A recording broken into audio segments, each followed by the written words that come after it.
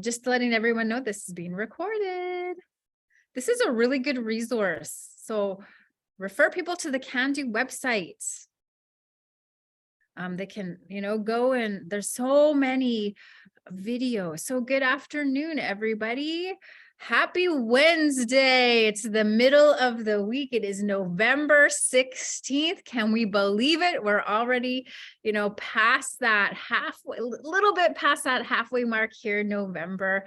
I hope you're all doing well. I hope wherever you are that you feel warm, that you're safe, that you feel healthy, that you feel good in who you are. That's the way Creator had intended us to walk this earth. So we just want to take a moment and acknowledge, the gifts that have been given to us, the gift of Mother Earth, the gift of land, the sacred waters, all of the good medicines, all our relations, the animals, the plants, us two-leggeds, in our circles, our family, our chosen family.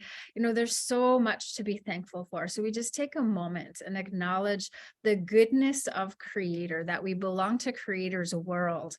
So because of that, we are surrounded with goodness. But with that said, we do have our valleys, we do have our struggles, and that's just part of this, journey of being human beings. And so connection is really, really important. So if you're going through, one of those hard days, frustrated days, or you're feeling the stress, or you're feeling the waves of, whatever we feel as human beings, I hope you know that to reach out. I hope you know that to have a conversation with a loved one.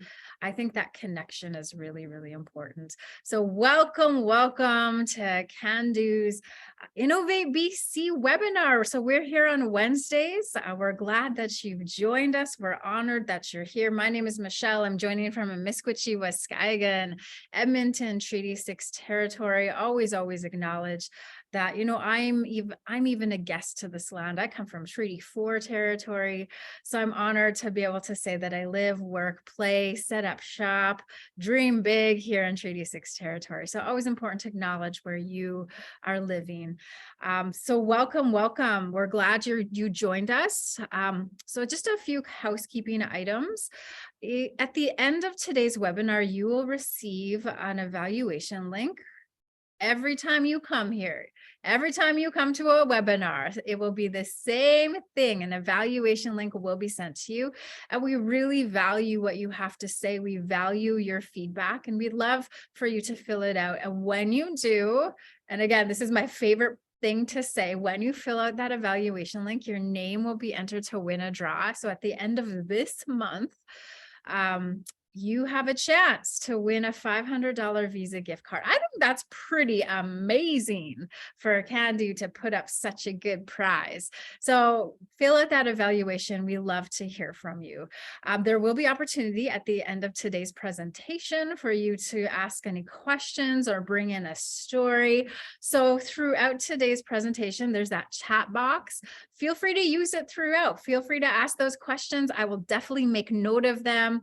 And we will definitely, come back to that conversation or that question that you might put in that chat box. So this is a great opportunity for you to learn, to be inspired, to grow your own capacity. So that conversation, that dialogue is really, really important.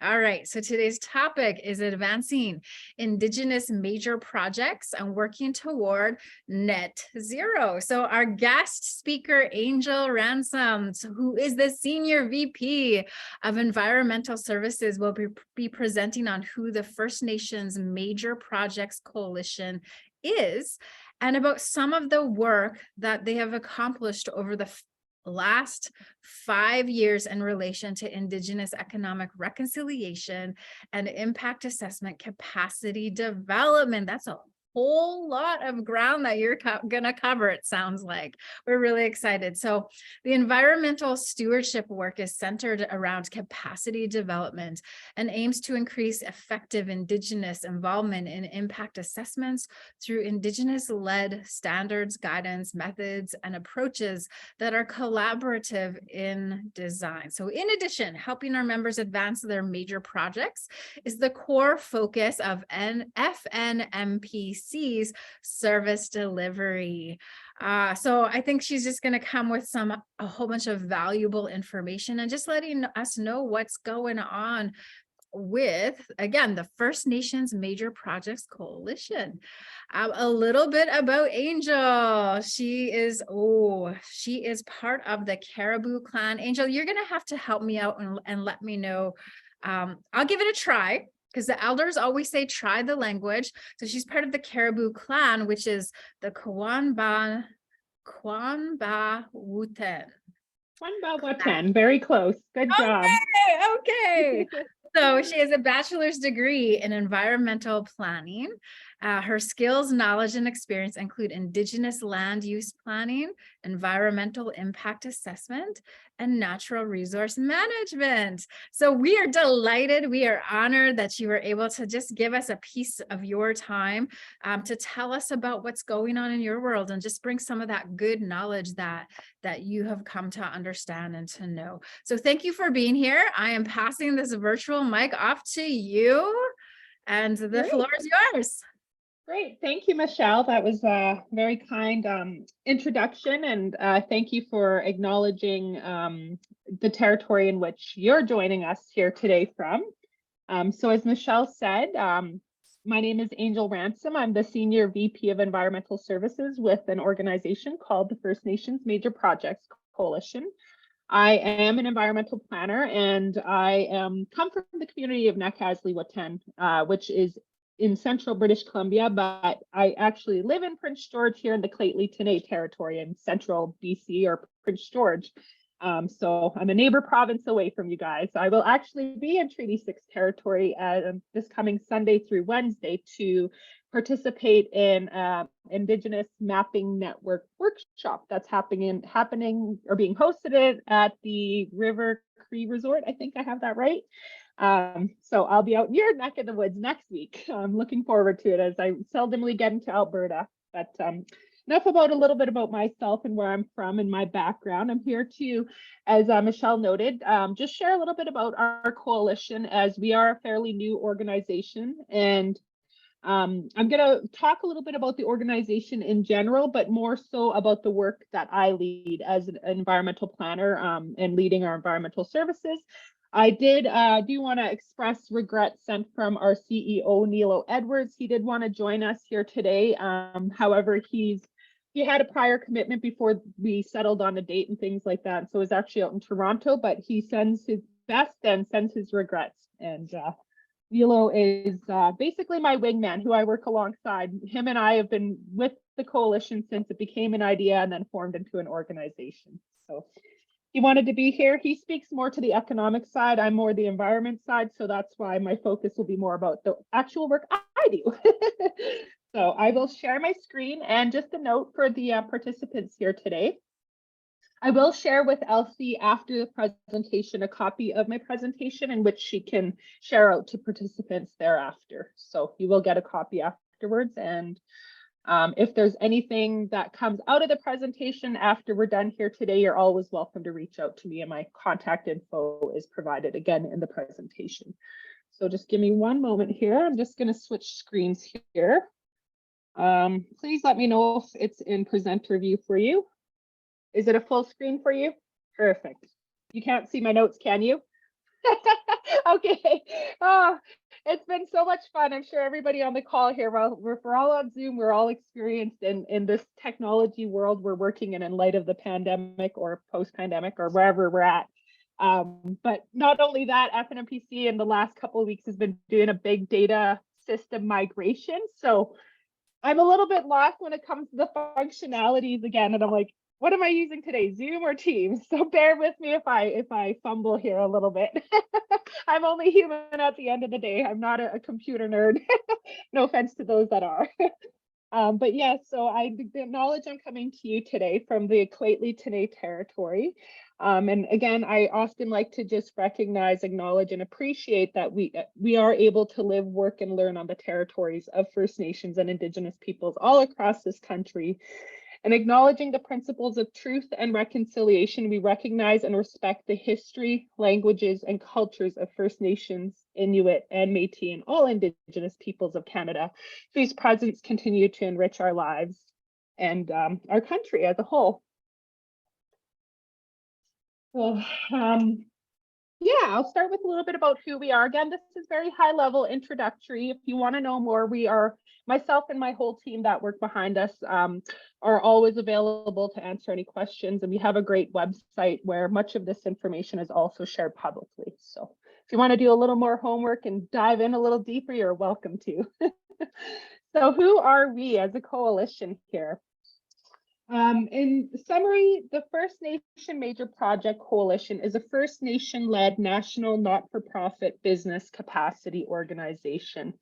We work for First Nations, we were built by First Nations, and we are a First Nation entity at the end of the day. And these are just some wonderful pictures. The picture on the top right corner is a picture of the technical team that often lead much of the work you'll hear about today. And some of the other respective leadership or board of directors, people on project sites of major projects that we're providing support to. So again, this is focused around major project development and capacity development for First Nations.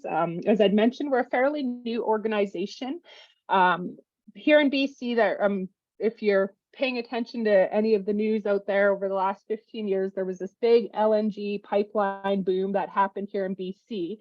And back in 2014, a group of 13 First Nation leaders had come together and had said, you know, gone are the days of accepting beads and trinkets, so to speak, in terms of fair benefits and opportunities with major projects. And they'd come together looking at how can First Nations seek access to capital at low interest rates, as well as loan guarantees, so that they can either have an equity position in major project development or be the owners of their own major projects. And so a group of nations that had this vision of like, we need to develop or be part of our own major projects rather than government and industry coming in with preconceived ideas. And so that's kind of the gist of where we started as an organization. Over the years, between 2014 and 2017, we'd formalized our vision, our mandate, and our goals around what is it we want to do that sets us apart from other organizations that are already doing really great work across the country. And so we found in our research that there wasn't really a non-political, non-biased type of organization that's there to serve First Nations, that gets them fact-based information to help them inform their decision making around do we want to become equity partners? Do we support the outcome of an environmental assessment of a major project, for example? And that's basically what we've been born to do in a nutshell, is that we started in BC because of the LNG boom, and then just through various engagement events, public speaking, etc., opportunities like this, other nations across Canada had learned of what we're doing, and they said, hey, we're dealing with similar major projects in our backyards, and we're having these challenges, which we see your nations out there are overcoming. How did you do that? Can we learn from you? Can you learn from us? And that's basically the essential foundation of what we're, a conduit of information and bringing people together so that they can have these tough discussions with other First Nations, as well as industry and government, in a safe space that is non-political in nature or non-sector specific. And so that's kind of what we do. And because of the work we do, we went from having 13 members having this idea in 2014 to over 92 members across the nation today. And it's quite significant in how fast we've grown, and it's all really due to our original motto and coin term that we started is, you know, together we are strong. When you take one pencil, you can break it in half really easy, but if you take 30 pencils in a bunch, it's quite a lot harder to break, if even possible. And so That's kind of the principles that we operate under, is just working together, and together we're strong. And we believe in that everyone in this country should, particularly, especially Indigenous nations, because it is our territories in which these projects happen on, should benefit. And so, sorry for the very small font. I have talked to our graphic designer and asked her to blow this up to elder font size, but I have yet to receive that. But what these little dots across the map depict is our membership across the nation here. And so about our membership, yes, we are First Nations. We don't work with Inuit or Métis groups at this time. However, we don't close our own doors. We believe in good opportunity for all our Indigenous people. But right now, what our bylaws of our organization state is that we're able to accept membership from Indian Act bands, hereditary leadership groups, tribal councils, and First Nation owned development corporations at this time. And so that's who our members are. Again, sorry for the very, very hard to read font. But we're all across, we've got support through membership, and are becoming a member of the coalition. There's no obligations or no catches, so to speak. And how these nations and groups have become a member was simply by way of providing us with a band council resolution stating that they're interested in becoming a member, and it goes to our board and gets reviewed, and a decision is made, quite often accepted. And so we try to keep the bureaucratic processes of becoming a member very simple. We're not here to red tape everything. Again, our operating principles is that we are just non-political and business focused. We are industry and project agnostic, in that we are neutral. We advocate for our members on a broad range of business issues, but we don't speak on their behalf. They just say, you know, what are the opportunities of seeking a 10% equity position in this project? And so what we do is go out and provide recommendations as to where they can have those conversations, who they should be having those conversations with, but we just make the connection and then they use their own voice, is what I'm saying. And our services that we do provide are advisory in nature. And again, it's fact-based information. This is what we think, but how you decide and what you do with that is entirely up to the nation, as we respect your internal governance processes and those decisions that lie within your own community or organization.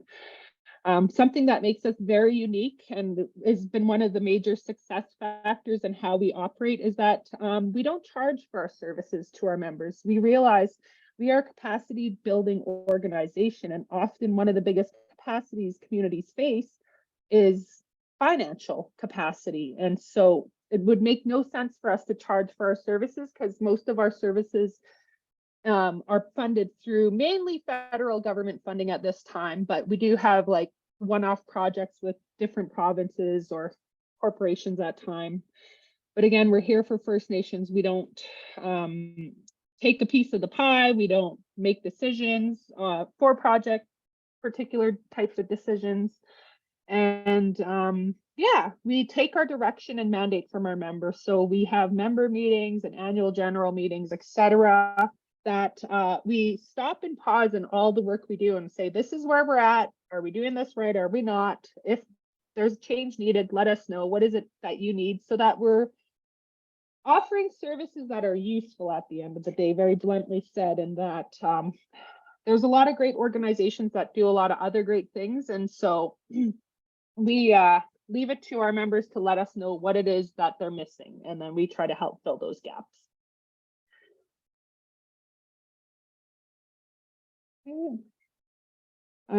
So again, we are a business focused entity on major projects around providing capacity support to our members in advancement of any of their project priorities. So again, if a community or group of communities have a transmission line, for example, that they want to consider weighing if it's a project they support, is there an equity position, etc., we're able to, they come to us, ask us for support. It goes through our internal vetting process. And if it meets our criteria and thresholds, we'll provide the support to nations at no cost. So that's kind of the model in which we're operating in a nutshell. And so this is just a really nice picture. Again, those little blue font boxes. Another one that needs like almost elder size font. No, I'm just joking. But we are opening doors for First Nation ownership and economic prosperity by providing technical assistance to our members at no cost. Our work, again, as noted earlier, is centered on the following points of access to capital by First Nations, results in positive impacts of in terms of investment on reserve infrastructure, with long-term stable revenues provided by First Nations participation in major projects. There's potential to make real progress in closing the infrastructure gaps in communities or in territories.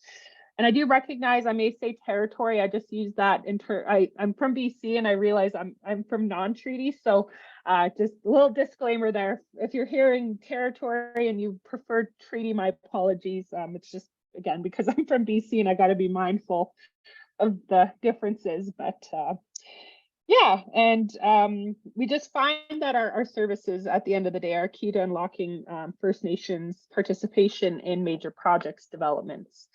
And so right now we're aiding our members with technical support as they pursue their interests in specific projects, including the development of hydroelectric facilities, major transmission lines, and a pipeline project currently. And so as this picture shows, in a nutshell, right now we are providing support to 28 of our members on 8 major projects that could be worth over a $20+ billion capital. So quite significant, first of its kind of approach here and how we do what we do.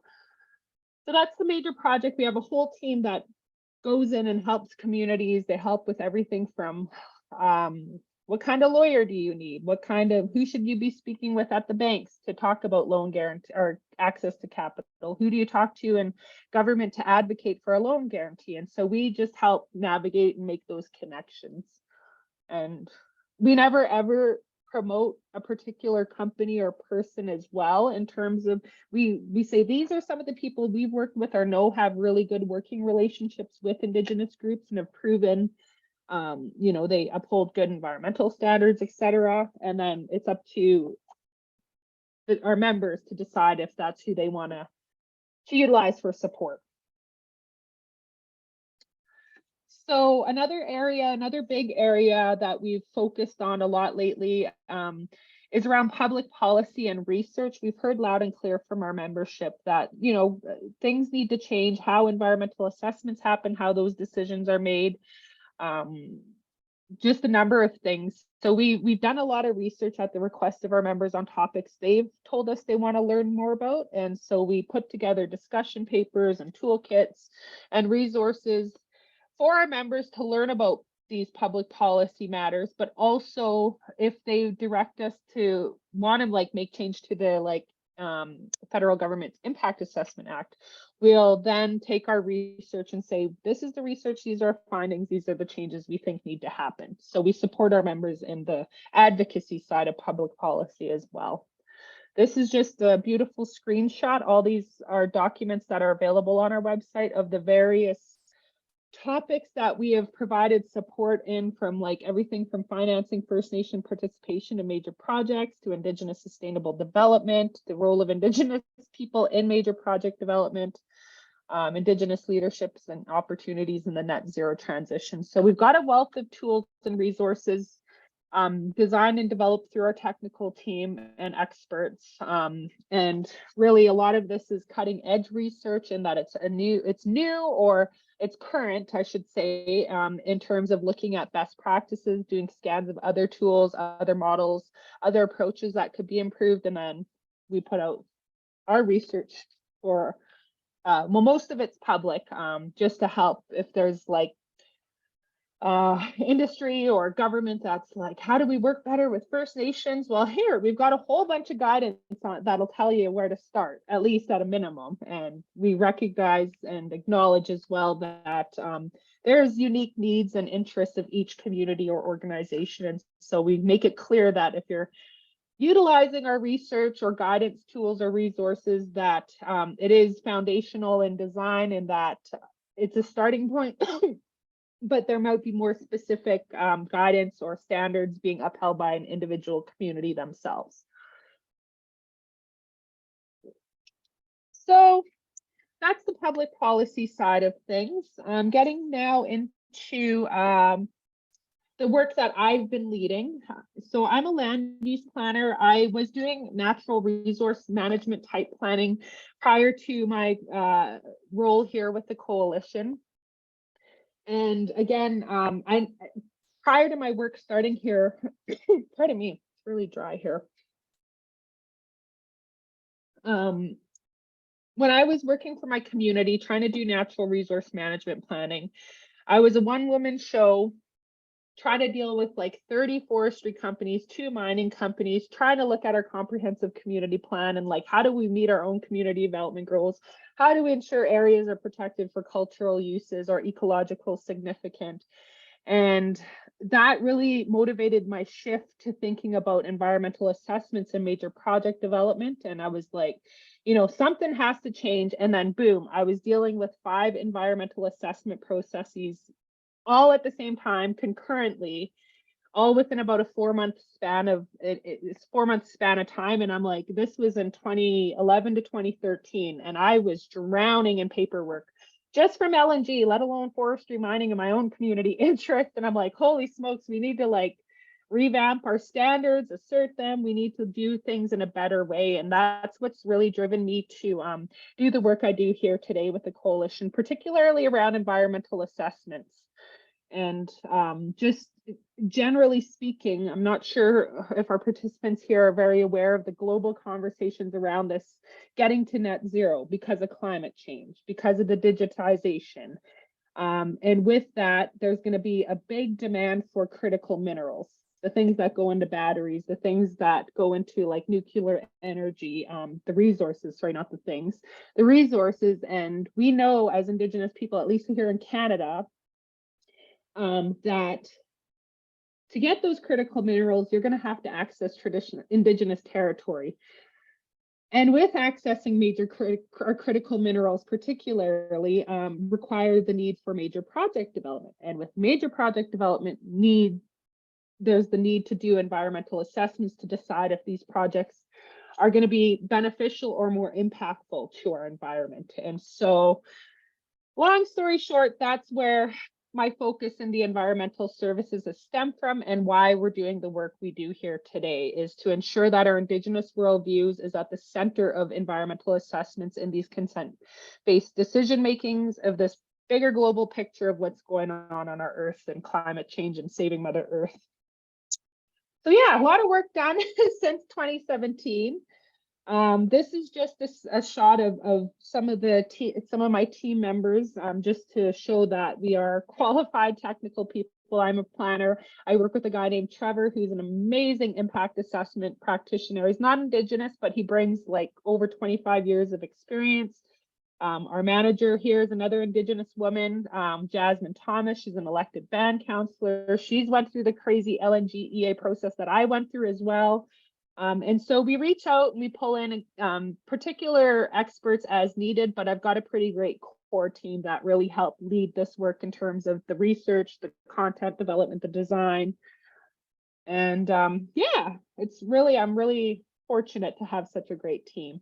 And one thing I just have to say around capacity is there's certainly not enough Indigenous practitioners in environmental assessment or land use planning, so to speak. And that's something I'm a big advocate for as well. I sit on the Planning Institute of BC's board of directors. I sit on the Association of Canadian Engineer Companies of Canada's board of directors. I sit on the Impact Assessment Agency of Canada's Indigenous Advisory Committee, all because I'm like, we need more capacity. We need to target our Indigenous people and we need to get them trained and working with me or people in this field of work.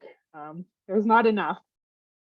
And that's one thing we do operate, I guess, back on this is my team isn't all Indigenous. We operate in working with the best people, with the best standards, and those that are genuinely good at working with Indigenous people, even if they're not Indigenous.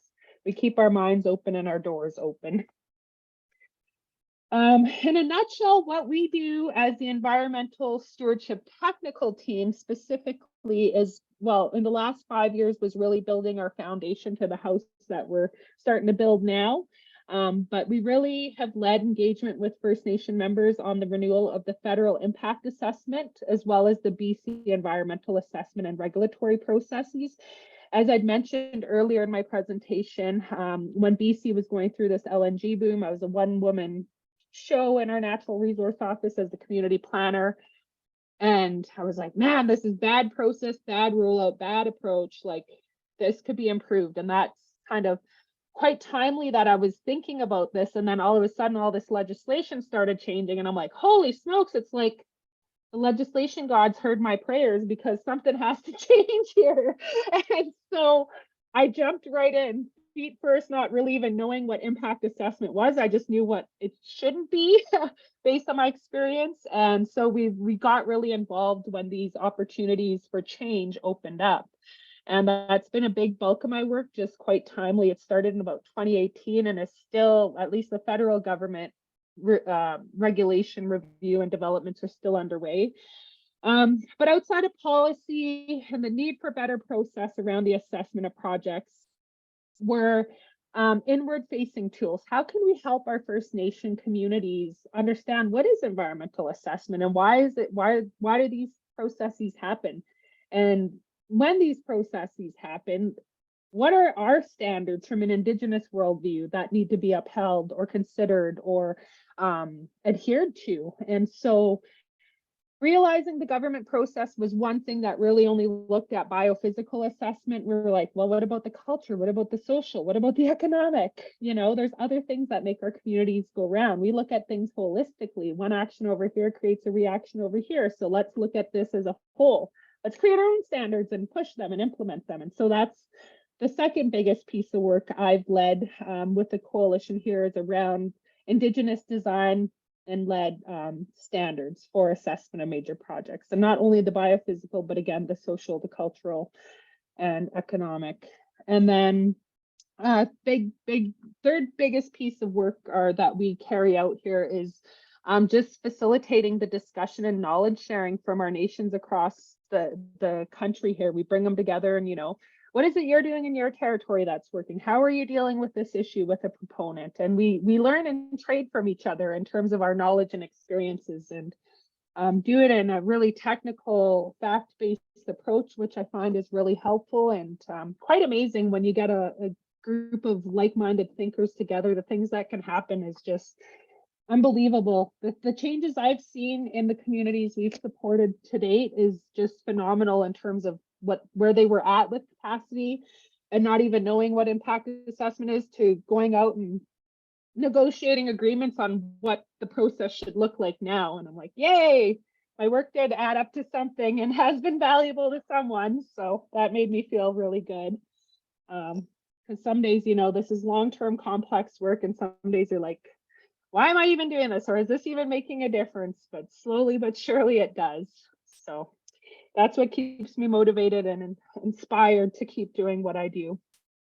So that's what we do for our members. Oh yes, I have to acknowledge our Indigenous Environmental Technical Advisory Committee, who is a committee made up of community practitioners that provide us oversight and critical input during the development of training content and our tools and resources that you'll hear about here in the next coming slides. But we've got Tina Erickson from Macaslie here in BC, Betty Patrick from Lake Babine here in BC, Teresa Tate-Day. She is a hereditary chief, which is pretty amazing, a matriarch. She's from Wet'suwet'en. We got Rochelle Smith from the Chippewa of the Thames out in Ontario, and Jasmine Thomas from Saikas First Nation. It is BC heavy in terms of representation, but again, this was formed when our organization was originally formed in BC, and we're going to be restructuring it. So hopefully we have more of a broader Canada voice, so to speak. But they've been really great. They bring their everyday community experiences and they give us direction and input on the development of our tools. Yeah, so going back to the point I'd mentioned, we've developed our own impact assessment standards and guidance because we know, again, that everything environmentally speaking, is connected to who we are as people and our land. And we just want to see better environmental assessment standards being upheld. So I'm like, at least in my profession and what I see in my day-to-day work is, you know, nations, there's this perception sometimes that First Nations are against all development, which isn't the case. I know in Alberta it's a lot different, but here in BC, and it's like, no, it's not that we're against development, it's just how the assessment's being done. You're missing some things, and we need those things to be filled so that we can make a decision. So we created those things that we thought were missing. These are just screenshots of the resources. They're very technical in nature. Again, they're available on our website if you're interested in diving into them. But what we have here is our major project assessment standard, which is very principled and based. Is, you know, did a proponent come to you and speak to you? Did they follow your protocols? I know that kind of sounds general in a sense, but it gets really, really detailed, and it's all around upholding the principles of free, prior, and informed consent. And the appendices document, we realized, well, we want to create a document that's user-friendly, that can help First Nations kind of use it as a tool so that when they're engaging with proponents or government or whomever, that is, that it's, you know, it's kind of an outward facing checklist. That's the word I'm trying to say here, where a nation can, it gives nations some things to think about in which they need to have in place to do an environmental assessment as well. So that's just kind of general and principle based, but we also heard from nations outside of just the environment. There's other things that are important to us that we want to have assessed as part of an assessment process. And so we did some surveying, focus groups, engaging with our members to find out exactly what it is we should be focusing our tool development on. And so we created a standard appendices that supports the broader environmental assessment document. And these appendices look at Indigenous socioeconomic impact assessment, Indigenous cultural impact assessment, Indigenous knowledge integration into major project assessment, Indigenous health impact assessment, and finally an Indigenous land use assessment. So another toolbox that's connected and really neat in design, again, from an Indigenous worldview. So those are available and they are being used right now on some of the projects we're supporting. I won't name the corporation, but they're worldwide, they're huge. And they were quite sticklers in our initial engagement in terms of, you know, it's already went through an environmental assessment, blah, blah, blah. And pardon my language there, but you know, that's kind of how sometimes you get dealt with. And so we're like, well, you know, we're trying to rebuild a relationship here, and we just want to ensure that we're comfortable with this project. And there's some things that we're missing, and we want. And so they took our major project assessment standard and included it as part of their agreement. And so they went and did over and above extra environmental research studies with the communities of this project, all thanks to the guidance appendices.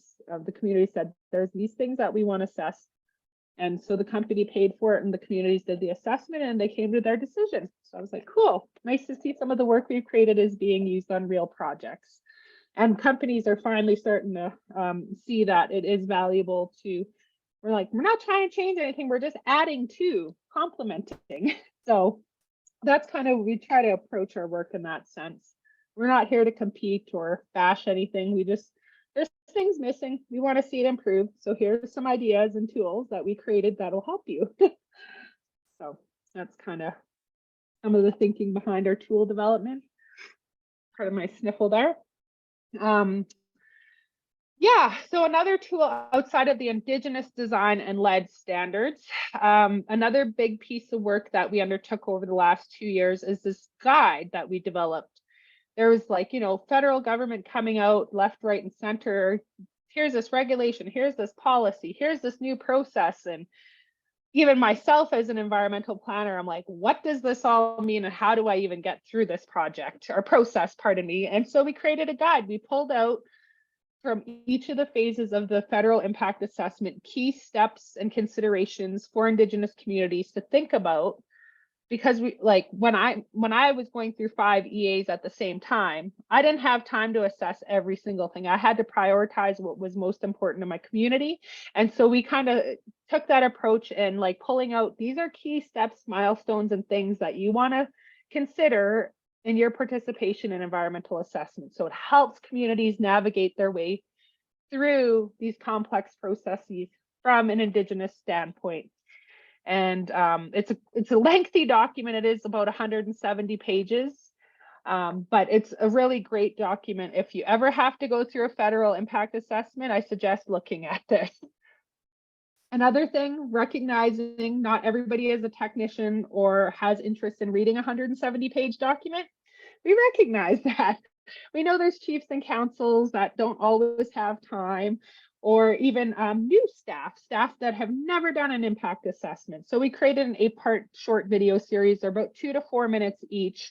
And what they do is just basically speak to that guide on key topics of Indigenous interests around things like what's new in the federal impact assessment, influencing project design early in the process, establishing relationships in government, taking the lead, Indigenous-led studies, etc. And we created this 8-part video series, in which again is publicly available, but they're great. We use them all the time when I'm just doing a presentation, or if I get asked, what's the federal impact assessment? I'm like, well, do you want the long story, long answer, or do you want a short video to watch? And so that's kind of why we created these videos as well. They're really great, really useful. And so I'm not sure if you're following along here, but we designed our tools so they're building block or menu style in approach. So you can pick and choose what you need, or if you need anything at all, but they also complement each other in how they were designed. So we realize one size doesn't fit all. Every community is unique. Every approach methodology is unique. And so we were very mindful of that. Otherwise, yeah, so I'll just leave it at that. I was going to make a smart remark, but I won't.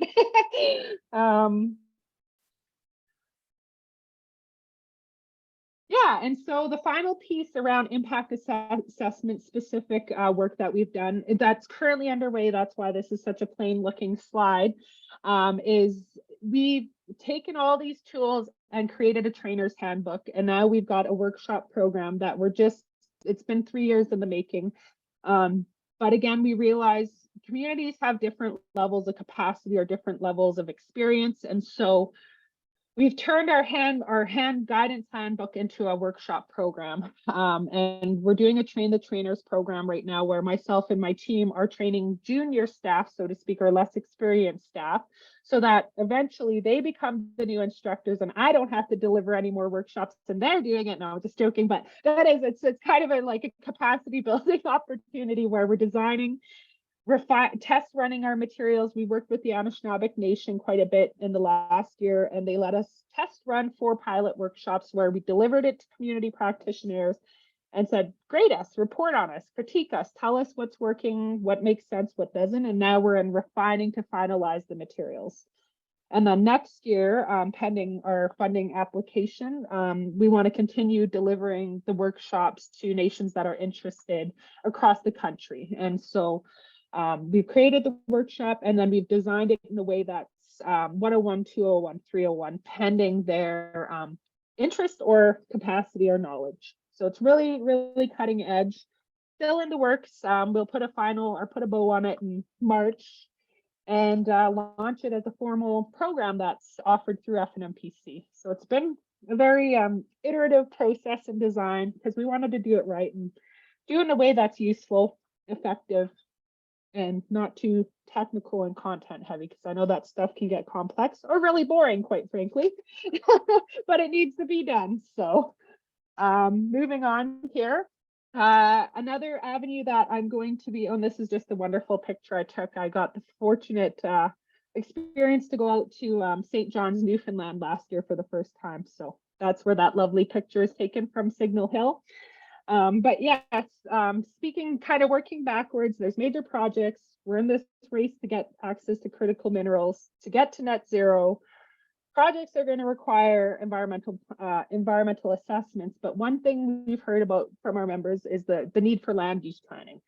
specifically land use planning as it relates to planning for major projects in the territory, because that's kind of work backwards, but it was environmental assessment because of the response or the need at the time when we started this work. But now that we're kind of slowing down, we've kind of built all our environmental assessment tools, and now we've heard just recently, just had our annual general meeting in October, and members have said, you know, it's good, we should start thinking about the actual planning of where projects go. And I said, okay, well, let's look at a land and resource planning toolkit. And knowing that there's amazing work done by other Indigenous organizations, and the way we operate, we don't like to duplicate, we like to complement. And so we did a scan of existing land use planning tools, which revealed that the dedicated toolkits and guidance that do exist related to the development of land use plans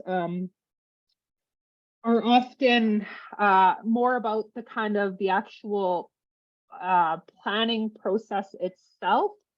And we found in our scan, there's a lot of great work out there, but there's still gaps that exist related to the intersection between land use planning and governance and the implementation aspects of planning, which we never found any devoted toolkits or resources that address this particular area.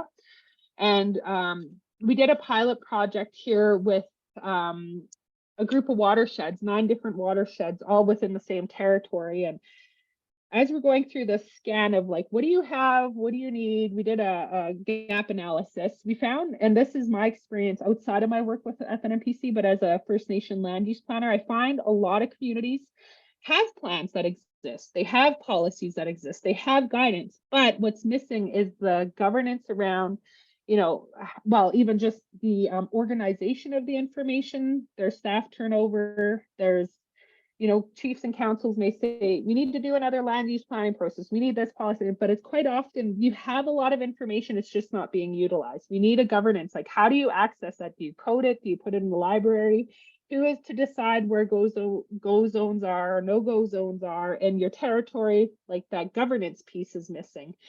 And also the implementation end. You got plans, but they're not being used. Why? So we're going to take that research analysis and my experience and my team's experience in planning and work backwards from it and try to design a toolkit that looks just at the front end and back end of planning, particularly for major projects. Very new. We're just engaging with our membership. What we do with our work planning and is I go out to my membership and ask them, what is it that you need? And then I worked backwards from there to formulate a work plan. So that's what I'm doing this current fiscal year. And we're going to kick this project off starting in April. But really trying to fill this gap around how do you, at least at a general level, high level, do major project planning or land use planning for major projects in your territory. So that's something new. Another project that's very new to me, but worth mentioning is we were approached by the Anishinaabe Nation as well as Indigenous Service Canada around this question of like, how do we characterize how do you put a cost to the impacts to cultural rights and cumulative impacts? We're like, oh, that's a really good question. And so we proposed what we're calling it, all thanks to our partners in the Anishinaabe Nation. It's called the Spirit of the Land Project. And again, it's going to be a technical and policy toolkit for characterizing and costing project-specific and cumulative effects on Indigenous cultural rights and values. Very cutting edge. We did an international scan just over the last couple of months on, is there other models of Indigenous people around the world that have a toolkit or something similar? How do they come up with evaluating what that impact means in terms of costs from a major project? And then how can you use that information to negotiate leverage or, you know, appropriate compensation per se? Again, very new. So it's new to me even as a professional. I've never done anything like this. I'm excited. I'm nervous. I'm in the dark at times, but I'm also very real. And I'm like, hey, let's give it a shot. We can only try. Let's see where we land. And this is where we're at. Is we got project partners. We're going to create 6 tools that basically help identify, evaluate, inventory your cultural values or not evaluate, but identify your cultural values. And then also, how do you take those values and then come up with kind of a number, if even possible? We're not saying that your cultural values are for sale or you can put a price on them, but we also recognize that in the past, companies would offer you a fraction of a percent of the overall capital, and the level of impact in return isn't worth it. And so we're trying to just balance that playing field of like, this is what we understand our impacts to our rights to be, so that you have leverage. And then once we've designed and developed the tools, we're going to then apply the tools to case studies, actual projects that are happening within our project partners' territories. Right now, one is there's an existing dam that was built in 1952 and that's impacting 4 communities' territories, in which they were relocated, or displaced is the right word, where because they had their traditional lands flooded. And this is it's in a big court case now, but we're going to apply these tools to like, what would have that cost actually been on this historical project? What did you give up for this project to happen? Or well, you didn't actually give it up, it was taken, but anyways, things like that. And then we're working on another project, a transmission line is, if this were happening 100 years ago, what would your cultural impacts be? So very new, very exciting, very cutting edge. I sometimes I think it's very ambitious, but we do again take it step by step, and hoping for the best. Our project deadline for this, at least the draft toolkit, is June of 2023. So we still have a lot of work to do, but stay tuned or follow up and see where we land come next summer. So that's about who we are and what we do: economic capacity support and environmental assessment / land use planning support. I realized I was a little bit longer than I thought. I'm looking, oh, we got 7 minutes. So I will stop sharing my screen. Again, this just shows you my contact info. We do have a big conference. This is just the standard thing from our branding. Our PR person tells me I have to keep that slide on the end of all my slide decks, but it's a really great conference. If you're interested, you can look it up and join us in Vancouver next spring. So I'll stop sharing my screen so I can see everybody again. Yeah, I'm open to questions. Wow. So ladies and gentlemen, this is Angel from First Nations Major Projects Coalition. And let me tell you, my mind is blown as to what you are doing, what tools, resources that you have to offer. It is incredible, incredible. So thank you. We're going to open up the floor for everyone to come on in, bring a question, a comment. I think Ken already, toolkits and checklists prevent missing important considerations are a good approach. Great presentation. Thank you. Yes, thank you. Anybody else have a comment or question? We'd love to hear from you. And I realized that was probably quite a lot of information in a little bit of time. It's a big dump of who we are overview. So I mean, it's incredible though, like incredible that you cover a lot of ground. You offer so much. Talk about empowering, communities and organizations. It's great. It's great. Yes, absolutely. And I just dropped a PDF document. It's just a list of all the links to these resources I included in my presentation. Because I know our resource tab on our website can get quite busy at times. So I always just pull out my own the tools that I'm responsible for leading and designing and developing. That's so awesome. You're welcome to look at them. Yet another resource. All right. So, and the website? FNMPC.ca. All right. Yeah. And again, my information, we'll share the presentation afterwards. I'm always welcome to having a side coffee or something later on. Well, like, how do you have time? I'm like, I don't have kids. Yeah, so. That. I always have 2 dogs and a cat. Awesome. Well, listen, we appreciate you. I can't speak for everyone, but I value what you do and what you bring to the world. And Wow, I'm amazed. So thank you so much you. for lending your very valuable, important time to come share about the coalition, all the important work, all the important tools and resources. Like, it's beautiful. Can I say that? It's like amazing. So you all will get a copy of today's presentation. And so you'll be able to see, go back and see, because she did cover a lot of ground today. So don't feel like you're missing some information. You will get this information sent Absolutely. to your email. Yes. Okay. Well, I see any questions. Yeah. Thank you, everyone. All right. right. Have a good evening. Be well, everyone. We'll see you next time. Bye.